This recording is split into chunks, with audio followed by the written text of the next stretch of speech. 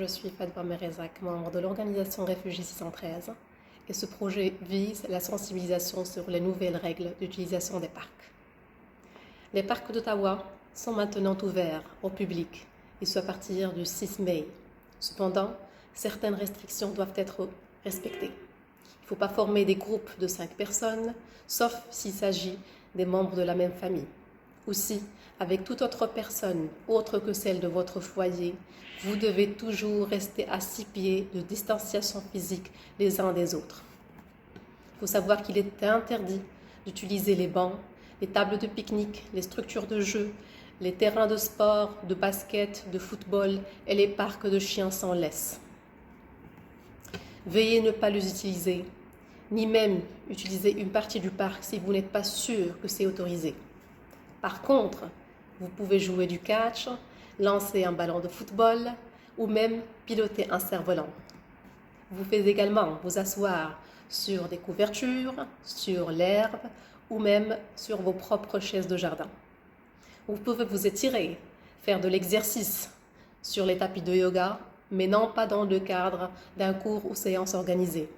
Les enfants peuvent courir et dépenser de l'énergie et ça c'est une excellente nouvelle pour les parents.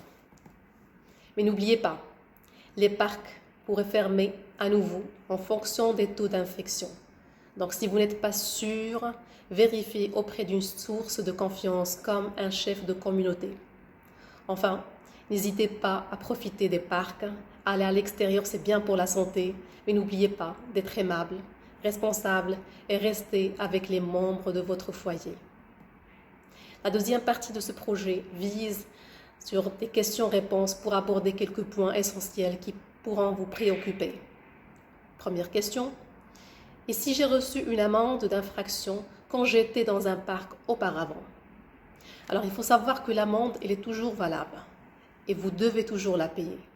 Cependant, certains avocats offrent un soutien juridique gratuit pour lutter contre les amendes.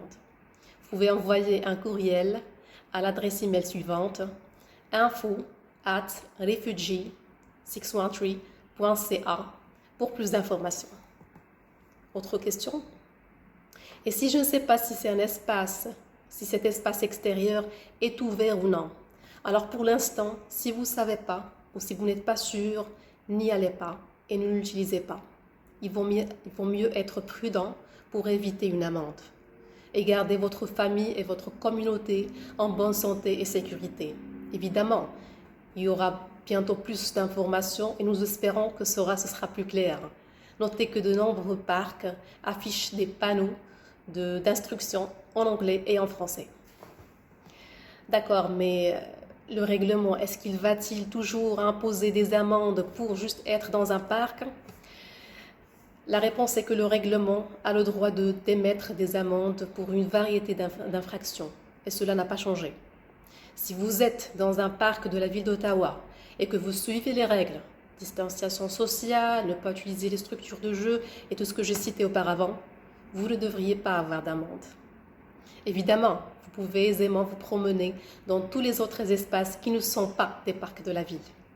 Veuillez continuer à suivre les règles pour éviter toute infraction. Dernier mot, nous voulons être clairs que le fait que le risque d'attraper la COVID-19 dans notre communauté, malheureusement, n'a pas disparu et est toujours là. Les mesures physiques de distanciation sont toujours en place et nous devons continuer à nous protéger les uns les autres en évitant tout rassemblement avec les personnes hors celle de notre foyer pendant que nous profitons des parcs et du beau temps. Merci.